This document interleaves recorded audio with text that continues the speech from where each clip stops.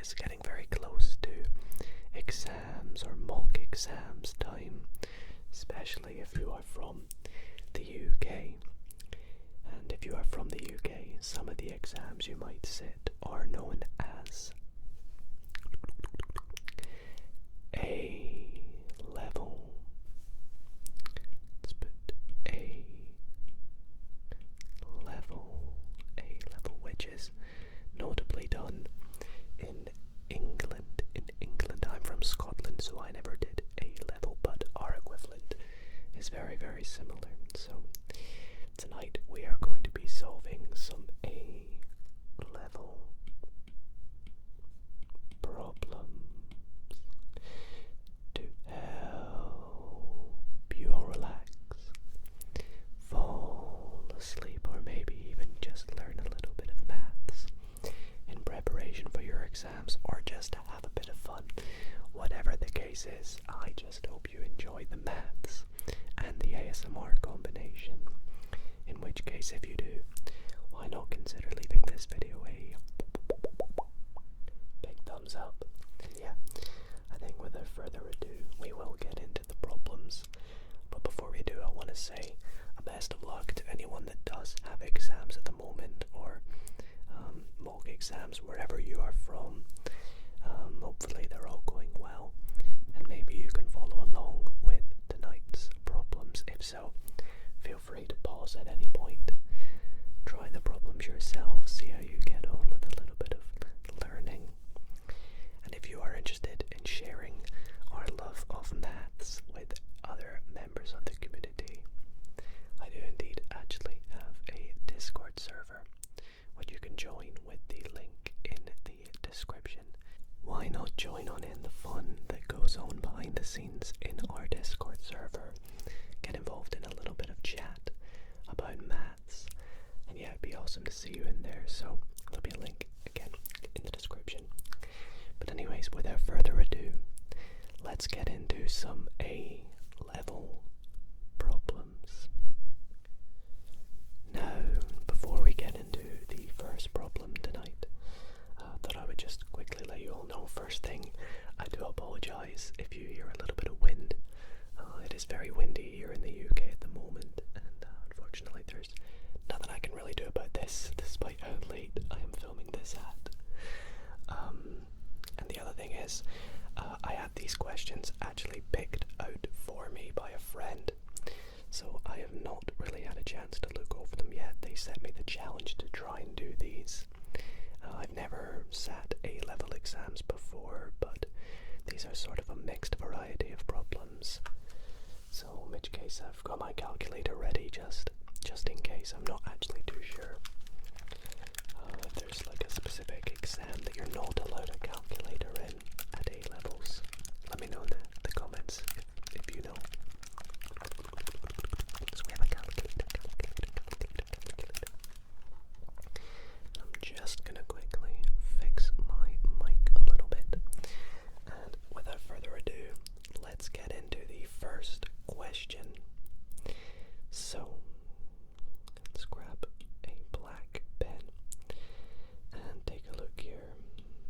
Okay, so the point B, with just coordinates -2, -5, lies on the curve with equation y equals some function of x, where x is is in the real numbers.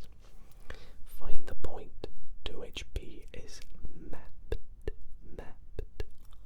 when the curve with the equation y equals f of x is transformed to the curve with equation, and then we have a few different equations here. Okay, so let's give this a bit of a go. So for the first one, part A, the curve with the equation y equals fx is mapped to y equals fx plus 2. Now, from what I remember, when you have a number of a constant, plus or minus outside the function, that means a shift within the y-axis, and in our case it is a shift by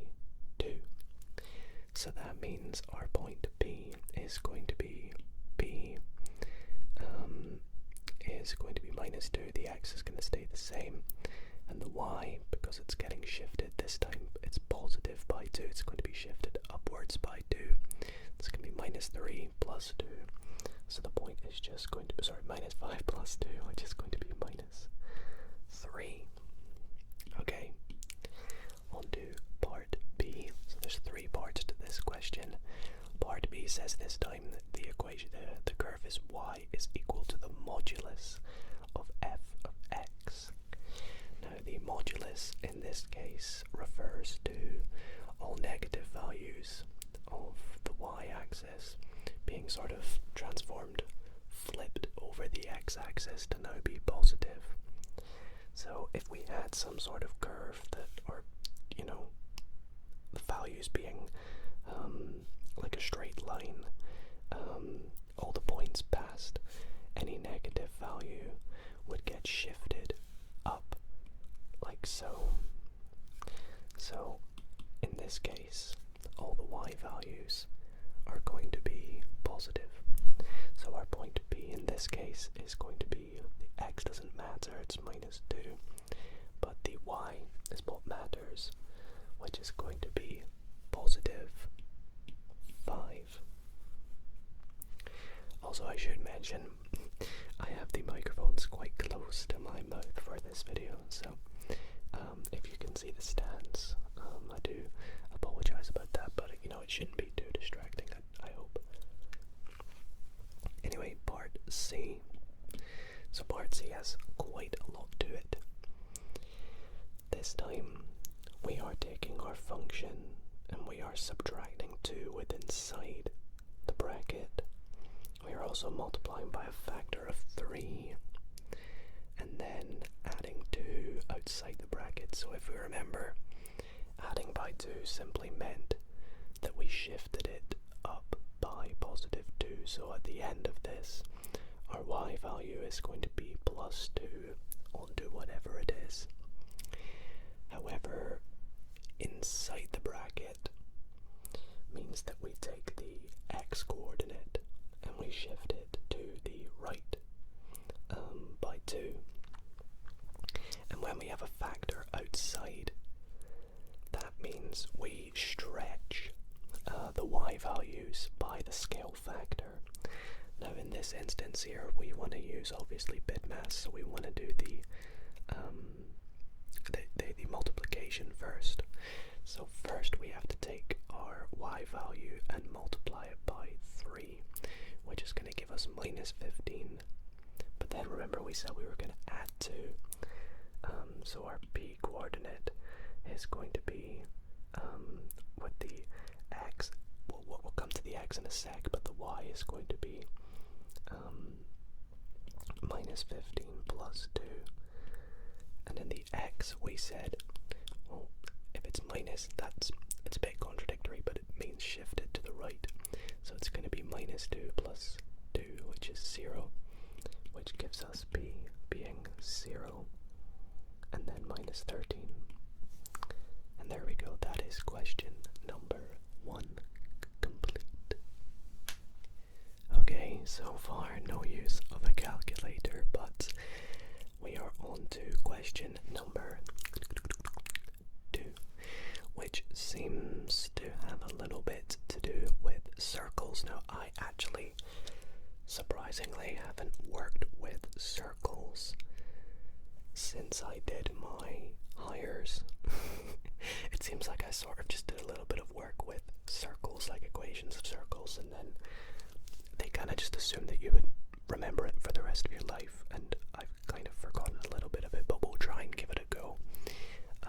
I do remember some things, of course, and first of which is that the equation of a circle, I know the form, but we do not have it in the form. But anyways, a circle has the equation x squared plus y squared, which kind of looks like the equation, but then we have minus 10x plus 16y is equal to 80.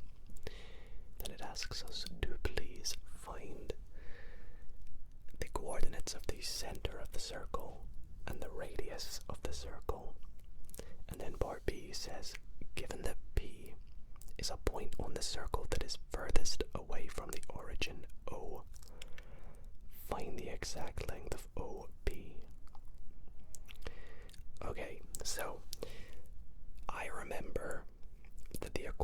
of a circle is equal to some sort of x minus a squared plus x minus b squared is equal to r squared, where the center is a, b, and the radius is obviously the square root of r squared. So can we get this from what we are given in the question? Probably. Let's rewrite it a little bit. Let's group the x's together. So we have x squared. I think I see where this is going. Minus 10x plus y squared plus 16y is equal to 80. Okay. So I think we have to do a little bit of completing the square. Completing the square. Completing the square. So let's try and give that a go, shall we? Well, first up, let's do it with the x. We're going to have x minus 5 all squared minus 25. Then we're going to have plus y plus 8 squared minus 64. And that is equal to 80. So now let's try and get it in the form that we have within the equation of a circle. So we have x minus 5 squared plus y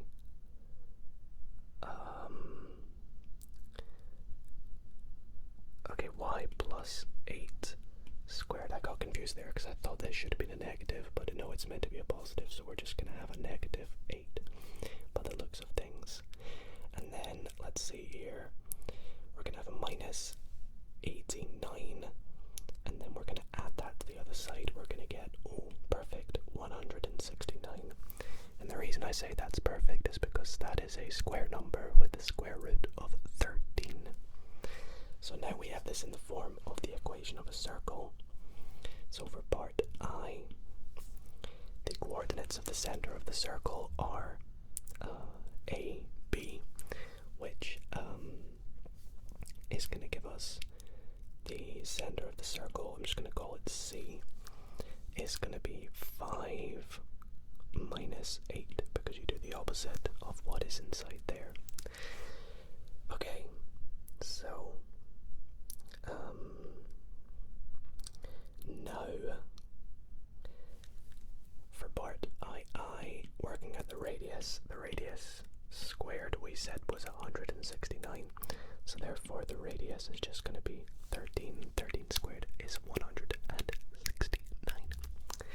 Perfect. So moving on to part B, I'm actually going to reread this. So given that B is the point on the circle that is furthest away from the origin, find the exact length from the origin to the furthest away point, basically. So if we imagine, let's get our circle. That's how bad my drawings are. It detected that as some really bad polygon. Let's get a circle, please. There we go. We're gonna have, we'll do this side to the side, we're gonna have some sort of circle, and we'll get our axes, which are probably not the greatest. This is probably not the best diagram, I apologize. But we have the center here, which we know is 0, 0 as always. And we have the center of the circle, and again, this is a very poor diagram.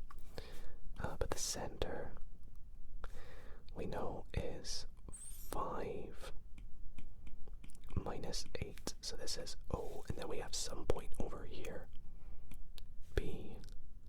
And it basically wants us to work out this length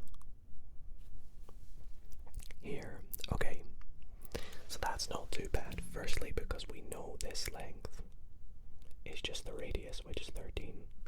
So all we have to do is work out this radius, which should be fine. We can do a little bit of Pythagoras. You can see we can sort of make a little triangle here. Now, I talked about Pythagoras in one of my most recent videos. I highly recommend you go and check it out if you want to see more about what we're about to do here. So we're going to have some sort of triangle, and I'm going to make this a little bit bigger. pretend that's right angled, okay? I think it basically is. Pretend it's right angled, everybody. And our values are going to be, well, it goes down 8 and across 5, so 8. That's an awful 8. 8 and 5. So all we want to do is really work out this value here. Okay, well, x squared is just going to equal 8 squared plus 5 squared. So x is going to equal the square root of 8 squared plus 5 squared. I'm actually going to keep it like this. Well, I mean, 8 squared is 64 and 5 squared is 25, which is going to give us the square root of 64 plus 25 is 89. So x is root 89. So therefore, OP is equal to, I mean, I should really do it like this, but I don't know if it makes a difference. It's going to equal root 89 plus 13. And that is technically the exact value. I don't know if it wants it in a numerical value, like to a decimal, but I assume with my calculator, root 89 plus 13 is going to give us something not super friendly. 22 point, let's just go for 3. Round it to 2 decimal places if you never know what to do. And that should be that. So not bad. That was probably a good challenge, that question there, considering how long it's been since I've done circles. Let me know if you would have attempted this a different method, but that's how I would have done it. Moving on to question number 3. We have what looks to be a bit of mathematical models. Mathematical modeling. Not the kind where you are trying on clothes. The kind where you take letters and numbers and put them into a real life scenario. In our case, the height of a tree. We have the height h meters of a tree. T years after being planted is modeled by the equation h squared, so the height squared is equal to at plus b, where a and b are some constants, and it says that the time of the tree being planted is between 0 and 25. Does that mean that the tree was cut down after 25 years? Oh no. Either way, it says given that the height of the tree was 2.60 meters after 2 years of being planted, and the height of the tree was 5.10 meters after 10 years of being planted, find a complete equation for the model giving the values of a and b to 3 significant figures. So basically, write this model again, but with a numerical value for a and b. Okay, gotcha. Well, this just looks to be a bit of simultaneous equations by the looks of things to me. If we take our values for the first bullet point, we know that the height of the tree was 2.6 meters. We square it because it's h squared, is equal to some constant a times t, and the t in this case is 2 years, so 2a plus b. And in the second one we have pretty much the same thing, just 5.1 squared is equal to 10a plus b. Now, we want to try and work out what a and b are here. We're just going to do a bit of simultaneous equations. Now I'm going to start off by taking this first one, and whoops, I don't want to do that.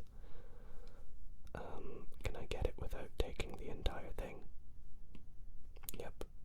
I want to put this first one below that one there, just to rewrite them a bit easier, because what I'm going to do here is subtract the bottom one from the top one, and that will eliminate the b's. So we'll get rid of the b's. We'll have 8a on the right hand side, and on the left hand side I mean, I'm going to need to use a calculator here. 5.1 squared minus 2.6 squared, 77 over 4, which is 19.25. Therefore, A is equal to that divided by 8. And it asked for it in 3 significant figures, so we're going to round it to 2.41. That's 3 sig fig. Okay. Now, to work out B, we're going to just take that and substitute it into the first. Let's go into the second equation. It's probably a lot easier. So let's say to find B, now that we have A, we have that 2.6 squared is equal to 2 times 2.41 plus B. In fact, actually, I'm going to rewrite this whole thing to say that if we just rewrite it, we have B is equal to 2.6 squared minus 2A, and then now we can say that B is equal to 2.6 squared minus 2.4. What am I writing? Minus 2 times 2.41, which, I mean, is just 4.82, but we'll use a calculator here. So we have 2.6 squared minus 2 times 2.41 is going to give us 1.94 if I have done this all correctly.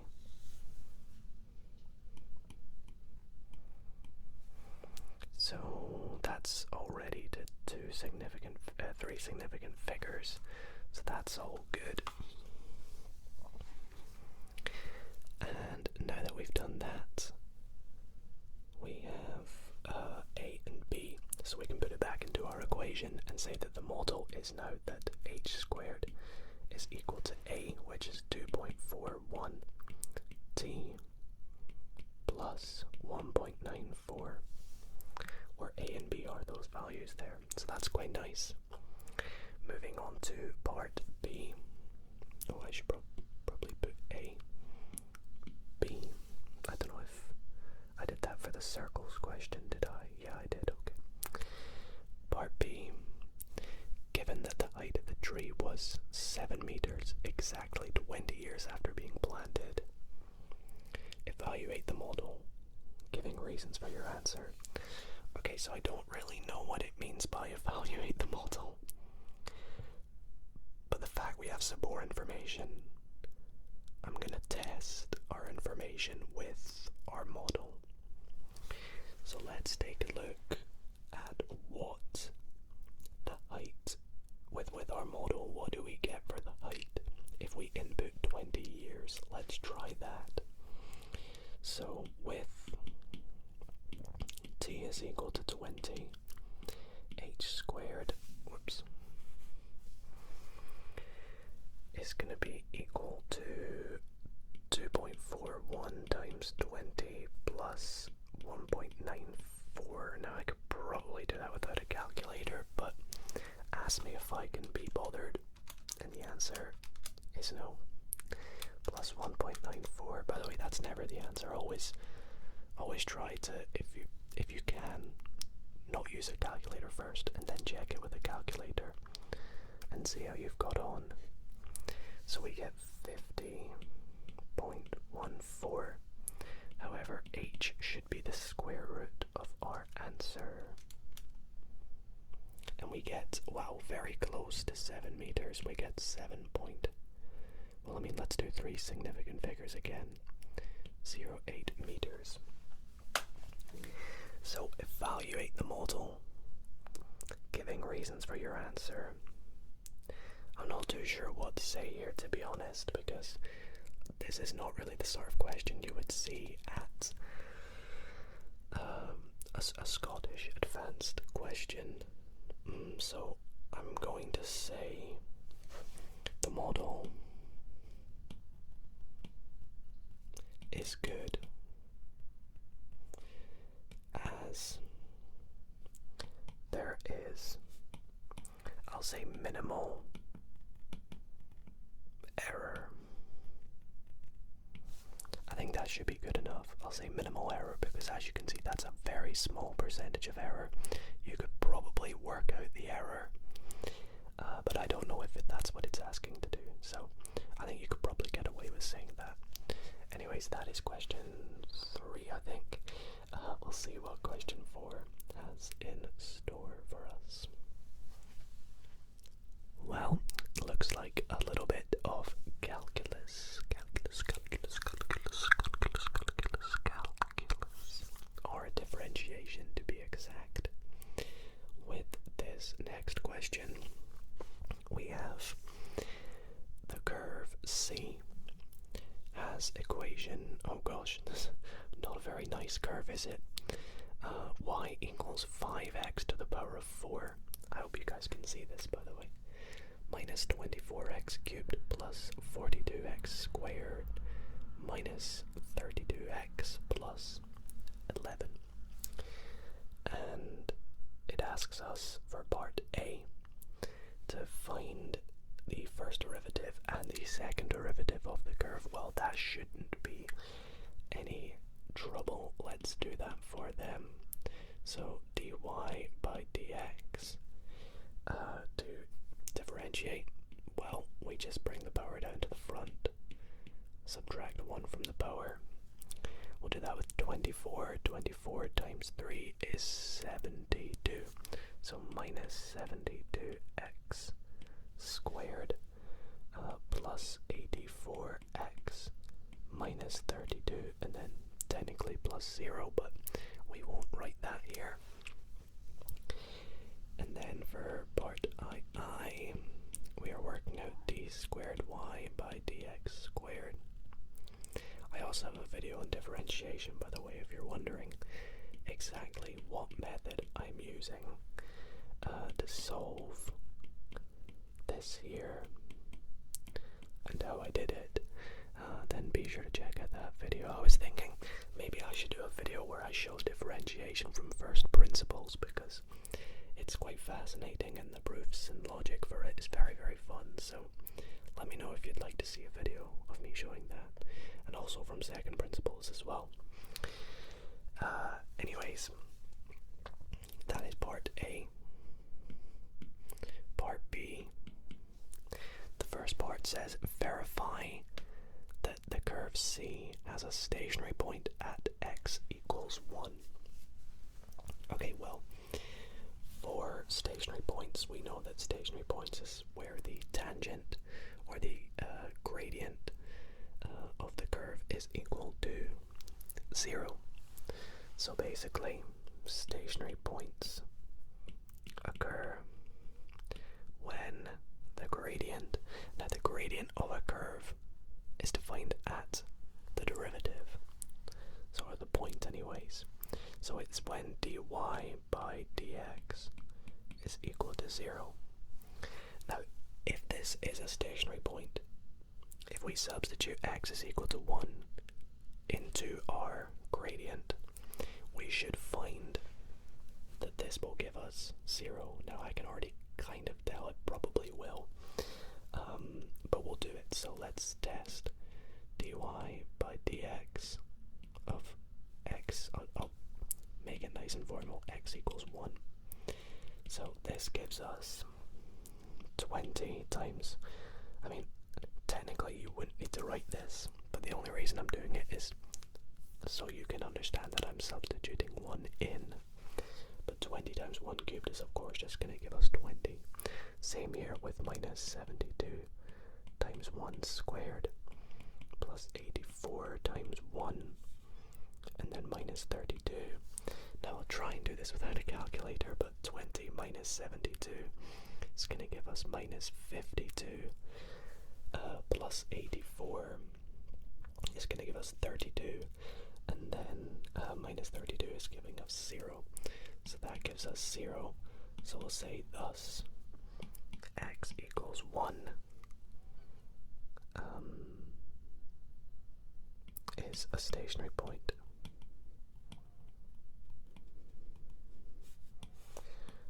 surprised they don't ask us to work out the stationary point, which of course you could by just substituting 1 in there, but fair enough. Unless, is that what the next part is? Let's have a look. Part I. Show that this stationary point is a point of inflection, giving reasons for your answer. Okay, well, clearly I don't know the right method of showing reasons for A levels, but from when I did this, if you're trying to show a point of inflection or a maximum turning point, a minimum turning point, all that kind of stuff, we used what we call a nature table. Now, a nature table basically examines the nature of the curve, whether it's increasing or decreasing as it approaches the point. So for example, we are going to take an x coordinate and we are going to look just as we're approaching that x coordinate, and then right as we leave the x coordinate. In other terms, what the curve is going to look like.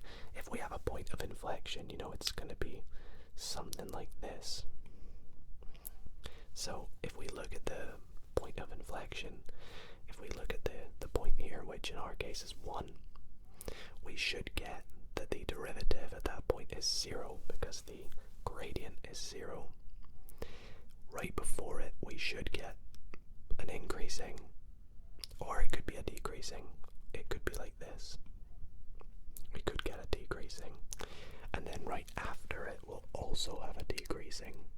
If it was a maximum or a minimum, they would be the other way around. We'd have increasing, decreasing, decreasing, increasing, positive, negatives. They sort of reverse, but here we are looking for the same. So let's take a point. So we have our x value is 1. A point just after, let's take like 1.1. And then just before, let's take 0.9. And then we want to look at and examine what the derivative is going to be. So dy dx, and then also therefore what the slope or the gradient is going to look like. Is it increasing? Is it decreasing, basically? So we know when we put in 1, we get 0. So the slope is just, you know, straight. If you zoomed in very, very far, it would just be straight. So let's try and put in 0.9 and see if we get a negative or a positive value. So we're going to substitute it into this. So we have 20 times 0.9 cubed minus 72 times 0.9 all squared plus 84 times 0.9 minus 32 gives us a negative value. So it doesn't matter what it is, as long as we know that it's negative. So, whoops, I've actually put that in the wrong box. That just means negative. If we put in 1.1, we should see a negative value as well. Otherwise, it's not a point of inflection. Like we said earlier, we want to get a negative and a negative, or a positive and a positive. So let's have a look. And perfect, we get minus 0.1, which is a negative value, which simply means it's decreasing and then decreasing, which means our point of inflection, what is that, goes, I for some reason can't draw a point of inflection this way, like this. It is, I mean, that's still an awful drawing, but it's negative and then negative. Like, why can't I do a point of inflection? My brain is not functioning at the moment. I can do it easily that way, but I don't know why I struggle to do it the other way. So we have to say y as well. We'll say thus it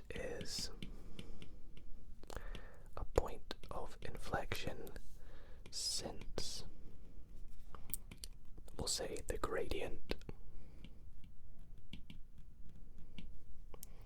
is, or of the slope, we'll say of the curve, is decreasing as it approaches and leaves the point. And that should be enough. I mean, that makes sense to me, so I hope that makes sense to the examiner. On to the next question. We seem to have a little bit of integration here, and it seems to be integration by substitution. Now again, I have another video on integration. I'm not sure if I touched on by substitution in the video, but if that is something you guys would like to see a video on, you know, integration by substitution or integration by parts, let me know in the comment section and maybe I'll get to it. Anyways, part A, let's take a look at what we're doing here. Use the substitution u is equal to 1 plus root x to show that, and I'll move my hand here, the integral of 0 to 16 of x divided by 1 plus root x dx is equal to the integral of some limits b to q of 2u minus 1 cubed divided by u du, where b and q are constants to be found. Okay, well this is quite nice. Seems like an okay question. Let's begin with the fact that we know that u is equal to 1 plus root x. Now, getting the marks here can kind of just be a bit here and there. What I like to do is just play about with this until you can put it back into this. So first up, we can see that we have u on the bottom, but we have this x on the top. So if I can manipulate this to get x, we can substitute it in for u. So let's get root x on its own. I'll do it out to the side. I could probably do it all in one line. So root x is equal to u minus 1, which implies that x is equal to u minus 1 squared if you square both sides. Next, let's take our x and let's differentiate it so we can try and get du and dx. So dx by du, rather than differentiating this with respect to x, it's probably easier to do this with respect to u, because we can see that's just going to give us 2u minus 1. So that's nice and easy. And then now, so we can substitute du in for dx. If we can get that on its own, we'll say that dx is equal to 2u minus 1 du. And that's all the working for that. The last little step we need to do is work out the limits, which is nice and easy. We just need to take 0 and 16 and plug them into this. So the limit b is going to be 1 plus root 0 technically, which is just 0, so that's just going to give us 1.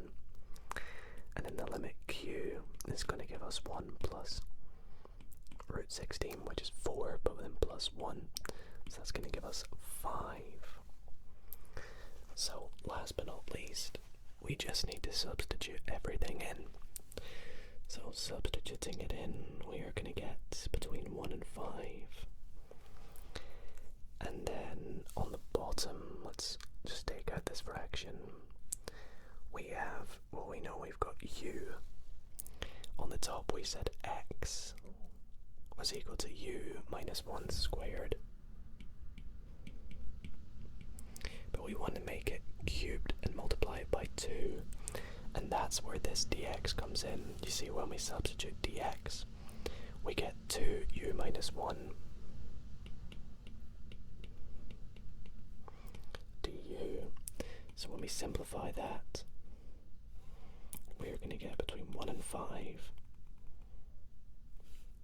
We're going to get 2u minus 1 cubed over u du.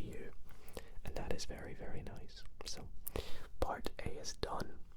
Part B says, hence show that this integral is equal to A subtract B natural log 5, where A and B are constants to be found. Okay, very interesting. So we want to try and get this answer basically by doing this. Now I could just do the integral of that one, but I think this looks a lot nicer to use and work out the integral of. So let's try and give that a bit of a go, shall we? Now, to begin with, I think I'm going to take out the factor of 2. So we still got 1 and 5. Except now we have u minus 1 cubed over u du.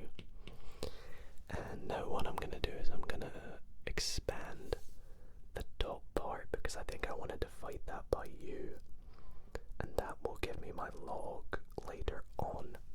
So we're going to have 2, 1 to 5, and then expanding this, well, we can just do a little bit of the binomial theorem, and again a little bit of a plug for one of my videos that I've done on the binomial theorem. Definitely go and check that one out if you haven't already.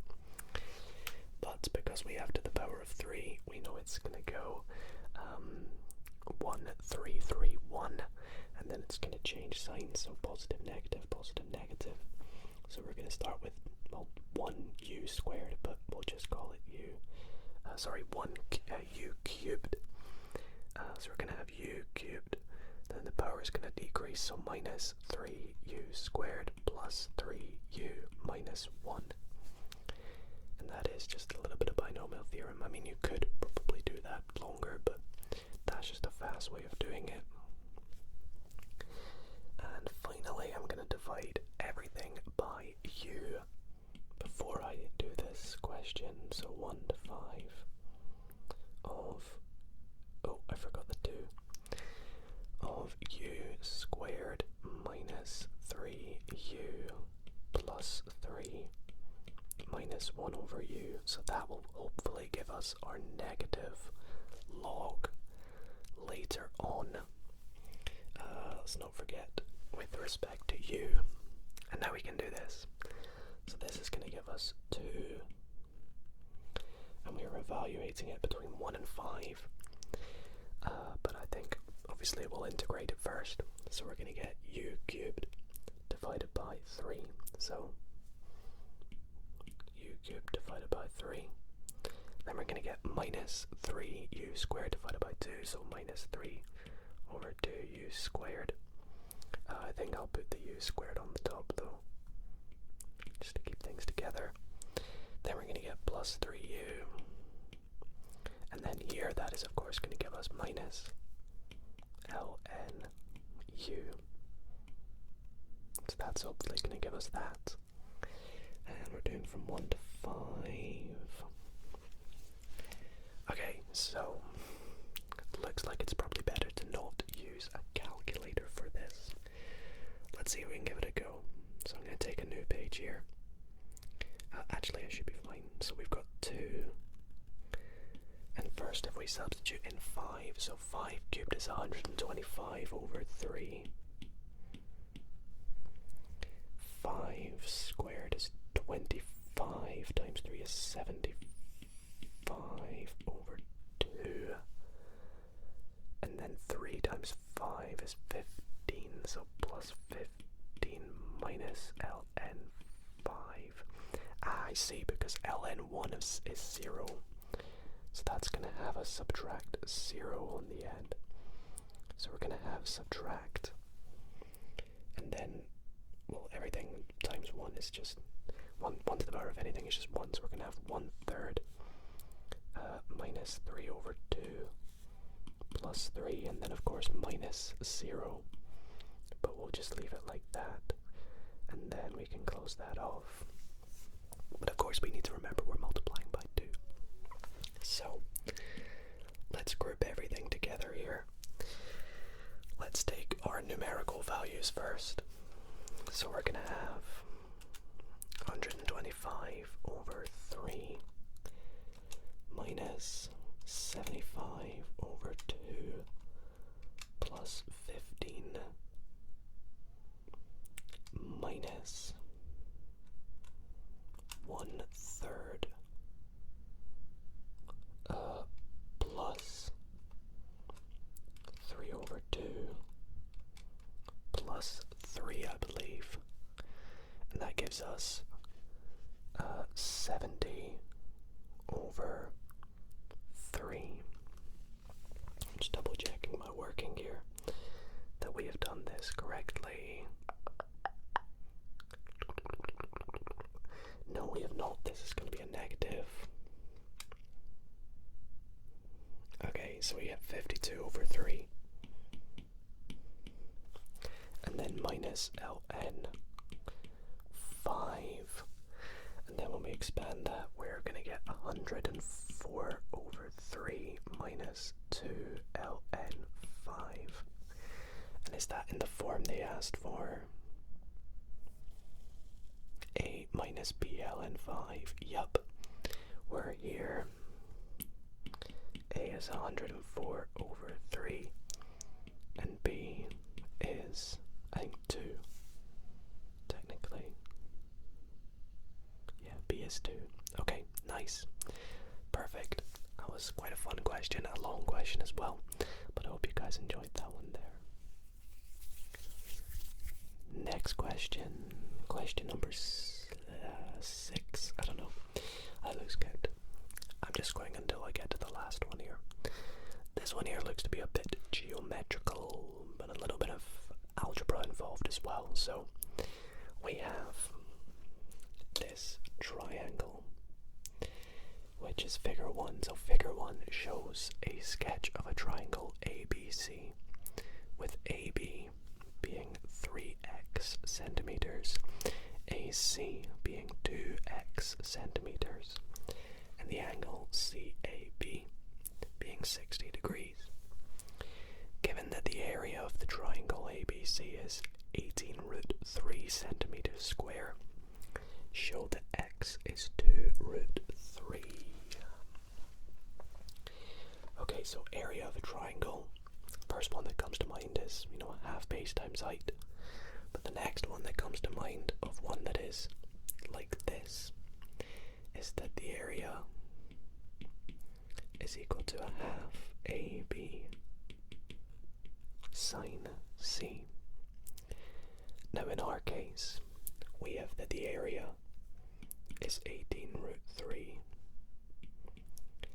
And if we substitute in our values, we have two sides. We have 3x. We have 2x. And our sine C is sine of 60. Okay, so now we just need to simplify this and solve for x, which is quite nice actually. On the left hand side, we've still got 18 root 3. On the right hand side, 3x times 2x is 6x squared, multiplied by a half is 3x squared. Now sine 60, with a calculator, you can check. You'll see you'll get root 3 over 2. But you should be able to know that without using a calculator, because if you remember your exact values, and we have our exact triangle.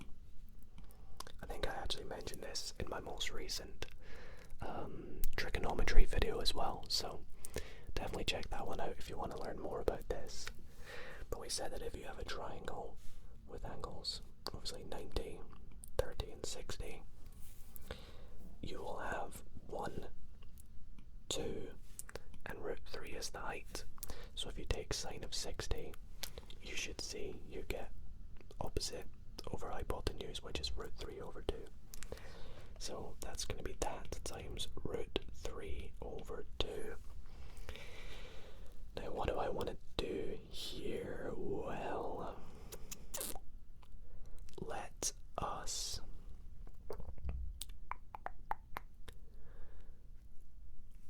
the root 3's are going to cancel out.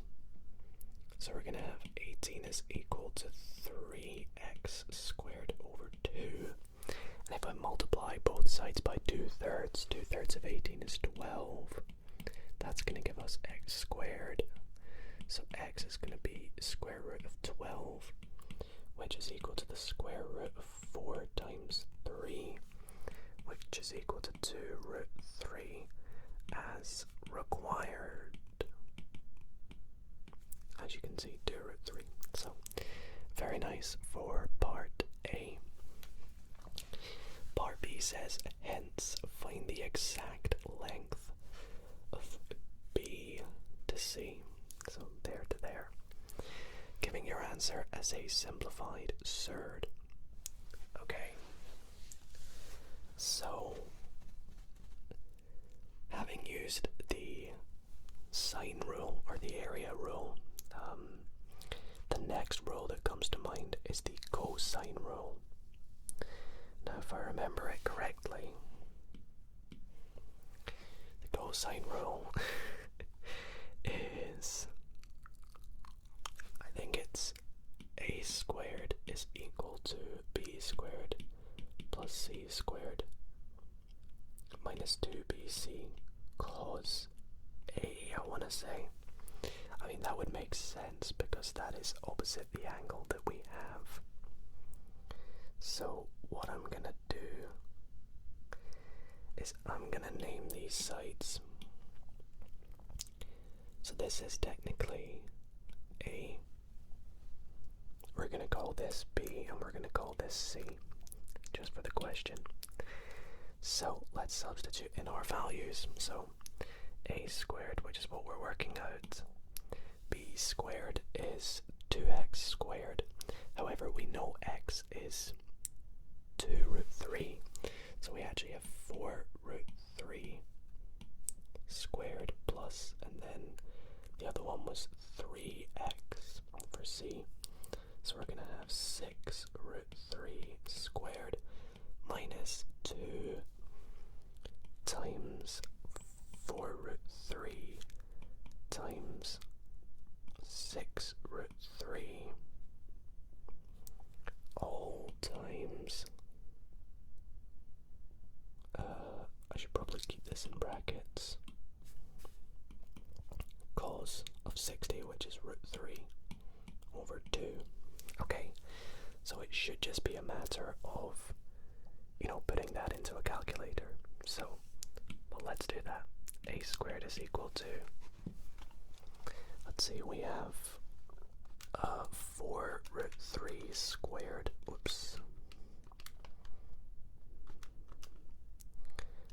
plus 6 root 3 squared minus 2 times 4 root 3 times 6 root 3 times, and I'm just gonna put, what was it, cos, oh wait, no, cos A is not going to be root 3 over 2, cos is going to be a half, so we'll just write cos of 60, but that's going to be a half, and that's going to give us 84, which is a nice whole number. So I'm actually going to fix my working here. Cos of 60 is a half, so we're going to have a half, and then therefore a is equal to root 84. Now I could work that out on my own, but there's a fancy wee trick you can do with your calculator where if that isn't a nice value, it will just simplify it for you. So 2 root 21. And that is part B to this question. That was quite a good question. I like geometrical problems that involve a little bit of algebra to solve them too. As you can see there, I was literally just manipulation and a little bit of, memorizing formulae and things like that. And that brings us to our final question of the video. I would love to do more, but this video is already nearly an hour long, so now I was told that this question is apparently very tedious, so I guess we'll see what they mean by that. So this question says, it looks like a bit of a proof. So given that y is equal to 3 sine theta divided by 2 sine theta plus 2 cos theta, show that the derivative, oh, I can see why this is going to be tedious. By the way, theta has these parameters here. Show that the derivative dy by d theta is equal to a divided by 1 plus sine 2 theta.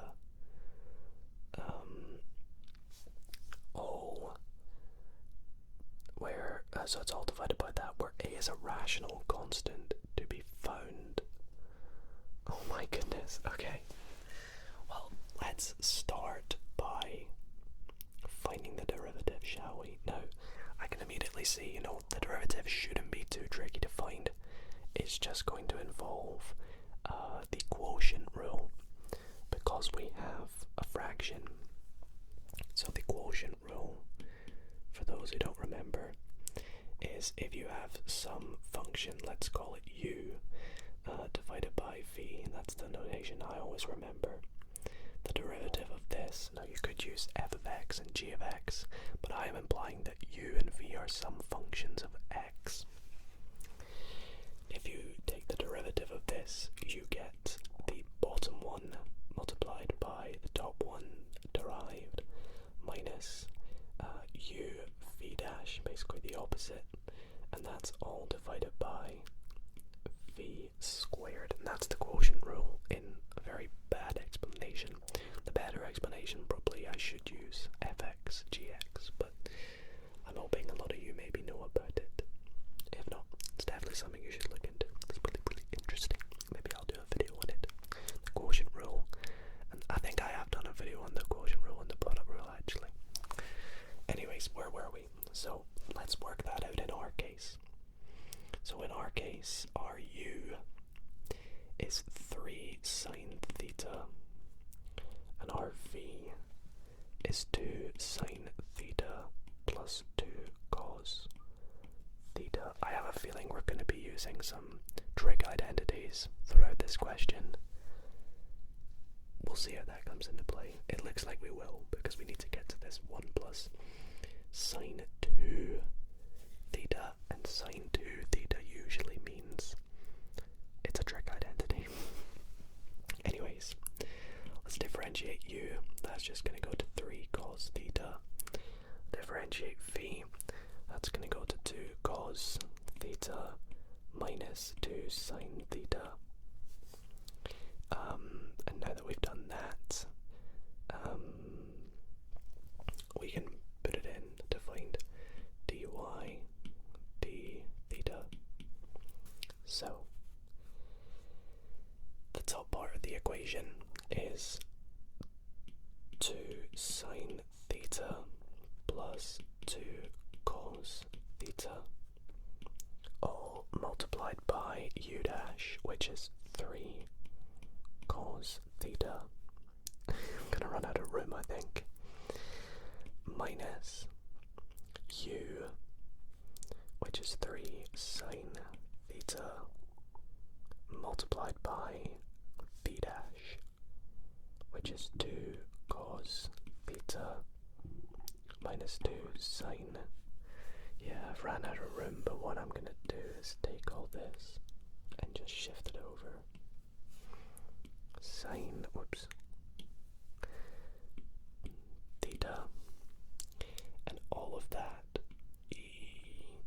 that'll fix it, I hope, is divided by v squared, which is this thing here, squared, 2 sine theta plus 2 cos theta squared. Right.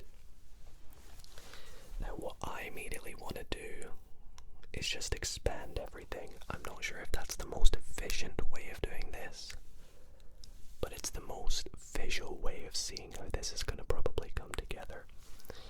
So let's expand everything. So expanding the top, we're going to get, if we multiply the 3 cos theta by the 2 sine theta, we're going to get 6, and I'll put sine first, sine theta cos theta plus 6 cos squared theta. And then the same on the right hand side here, we're going to get minus 6 sine theta cos theta. Okay, so that's going to cancel. Plus 6 sine squared theta. Oh, I can see where this is going. And we are going to divide all that by, let's see here, well again it's kind of a little bit of binomial theorem, but this time we're going to have 4 sine squared theta, and because it's a double, it's a plus, we're going to have plus 8 sine theta cos theta. Yeah. And then plus 4 cos squared theta. Okay. So now we can see that this 6 sine theta cos theta is going to cancel with this negative 6 sine theta cos theta. So we're going to be left with 6 cos squared theta plus 6 sine squared theta divided by this big thing on the bottom.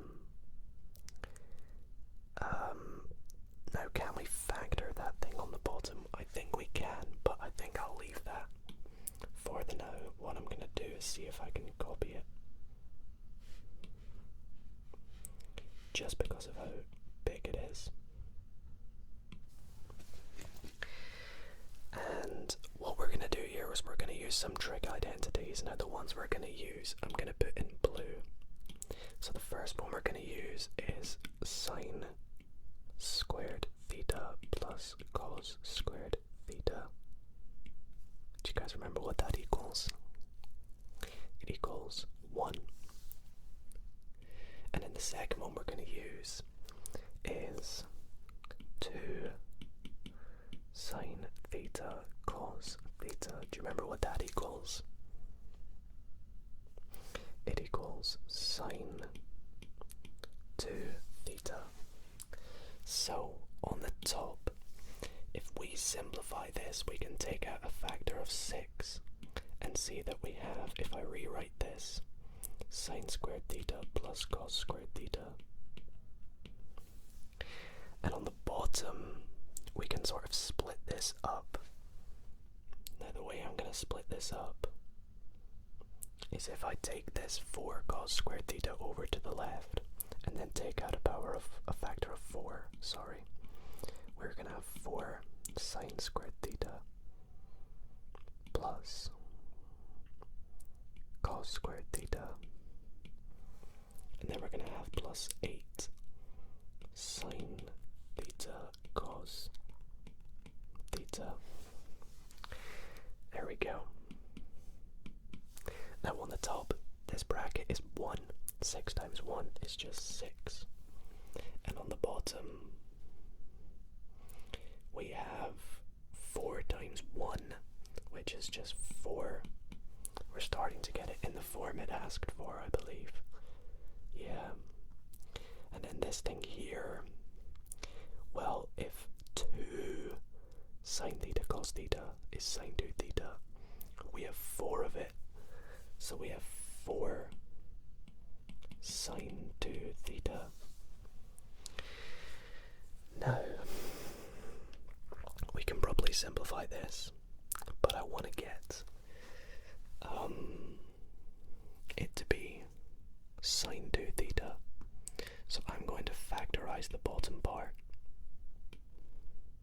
by taking out a 4, and I'll get 4 1 plus sine 2 theta, which is kind of what we want on the bottom. And then finally, if I divide the whole thing by 4, divide the top and the bottom by 4 over 4, we'll get 6 over 4, or which is just 3 over 2 actually.